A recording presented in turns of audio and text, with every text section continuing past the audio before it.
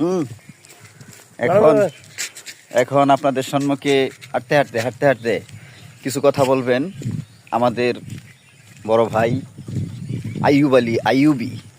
আসসালামু আলাইকুম। ওয়ালাইকুম আসসালাম ওয়া রাহমাতুল্লাহি ওয়া প্রিয় বারাকাতুহু। দর্শক শ্রোতা, আজকে আজকে ফজর নামাজ পর আমরা তিনজন বন্ধু 30 মিনিটের জন্য হাঁটতে বের হয়েছি। আবহাওয়া প্রতিকূল অবস্থা, এর মধ্যেও আমরা হাঁটতেছি। আপনারা আমাদের জন্য দোয়া করবেন, আমরা যেন সঠিক মতো হাঁটার কাজটা শেষ করতে পারি। মাশাআল্লাহ। এখন কিছু কথা বলবেন আমাদের শ্রদ্ধেয় বড় ভাই শহীদুল ইসলাম শহীদ। আসসালামু আলাইকুম। ওয়ালাইকুম আসসালাম ওয়া রাহমাতুল্লাহি ওয়া বারাকাতুহু।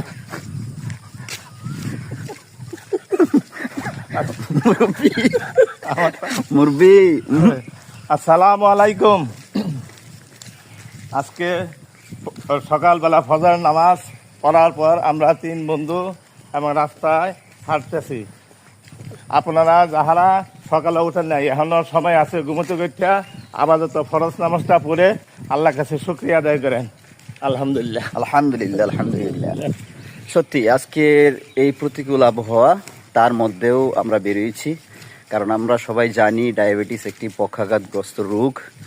এটা ডাক্তার এবং অন্যান্য সবার পরামর্শ যে যদি অন্তত দিনে 40 মিনিট হাঁটা হয় তাহলে এবং খাবার নিয়ন্ত্রণ রাখা হয় তাহলে এই রোগটা নিয়ন্ত্রণ করা যায় এবং একজন সুস্থ মানুষের মতোই জীবনযাপন করা যায়। তাই আসলে অবহেলায় না থেকে আমরা যারা ডায়াবেটিস পরিবারের লোক আছি, যারা আমরা জানি যে ডায়াবেটিস আছে, তারা অবশ্যই মর্নিং ওয়াক বলেন, সকালে বিকালে যখন সময় পাওয়া যায় তখনই আমরা হাঁটবো। আর ইতিমধ্যে আমাদের মুক্তাগাছায় একটা গ্রুপ স্বেচ্ছাশ্রমের মাধ্যমে সকাল 5:30 থেকে ফজর নামাজের পরে থেকেই নন্দীবাড়ি স্টেডিয়ামে ব্যায়াম করা হয় একজনের নেতৃত্বে। আপনারা যদি কেউ শারীরিক এক্সারসাইজ করতে চান তাহলে সেখানে যে আপনারা এক্সারসাইজ করতে পারেন, এটা আপনাদের জন্য একটা পরামর্শ থাকলো। তো ধন্যবাদ সবাইকে। আকাশে মেঘের ঘনঘটা, মনে হয় কতক্ষণ পরেই জোরে বৃষ্টি ঝরবে। এই যে দেখতে পাচ্ছেন আমরা এখন আছি কলেজ রুট। আমাদের মতো নিঃসঙ্গ দুটা প্রাণী আছে, তারাও মর্নিং ওয়াক করতেছে, আপনারা দেখতে পাচ্ছেন। এই তো এই বাবু মর্নিং ওয়াক করছে। হ্যাঁ, যাও রাস্তা ছাড়াও।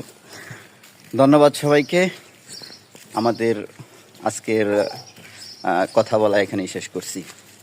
আসসালামু আলাইকুম ওয়া রাহমাতুল্লাহি ওয়া বলেন, বারাকাতুহু। কিছু বলেন, যাদের উদ্দেশ্যে সালামটা দেন। আসসালামু আলাইকুম। ওয়ালাইকুম